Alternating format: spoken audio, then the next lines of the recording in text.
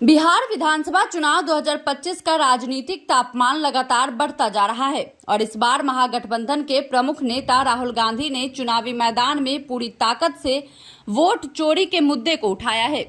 कांग्रेस सांसद ने विशेष गहन पुनरीक्षण यानी SIR की प्रक्रिया को संस्थागत वोट चोरी का माध्यम बताते हुए आरोप लगाया है कि विभिन्न राज्यों में चुनावी प्रक्रियाओं में हेरफेर हो रहा है।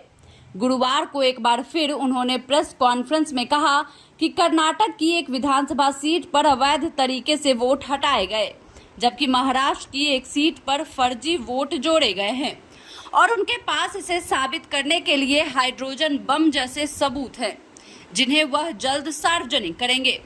इससे पहले उन्होंने इसे एटम बम के रूप में भी बताया था। वहीं राहुल लगातार बीजेपी और चुनाव आयोग पर हमलावर हैं और उनका कहना है कि वोटर लिस्ट में गड़बड़ी कर चुनाव परिणाम प्रभावित किए जा रहे हैं। हालांकि अब तक उन्होंने औपचारिक रूप से चुनाव आयोग में कोई शिकायत दर्ज नहीं कराई है। महागठबंधन के भीतर इस रणनीति को लेकर असंतोष भी देखा जा रहा है। राजद सूत्रों के अनुसार तेजस्वी यादव बेरोजगारी, पलायन, अपराध, सरकारी सेवाओं की स्थिति और पेपर लीक जैसे मुद्दों पर फोकस कर आक्रामक अभियान चला रहे हैं, जबकि राहुल गांधी का जोर केवल वोट चोरी पर है। इससे जनता को एक तरफा संदेश जा रहा है और वास्तविक मुद्दों पर ध्यान कम हो रहा है।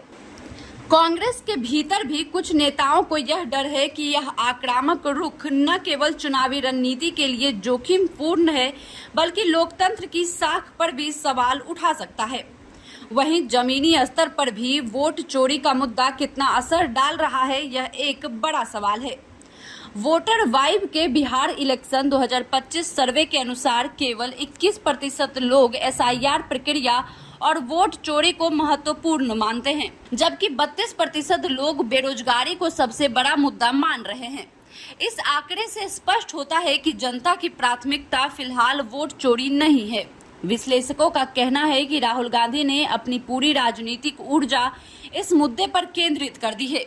यदि यह जनता के बीच अपेक्षित असर नहीं डालता है तो इसका खामियाजा महागठबंधन को भुगतना पड़ सकता है, खासकर तब जब विपक्षी दलों ने हाल के महीनों में अपनी चुनावी गति तेज कर ली है।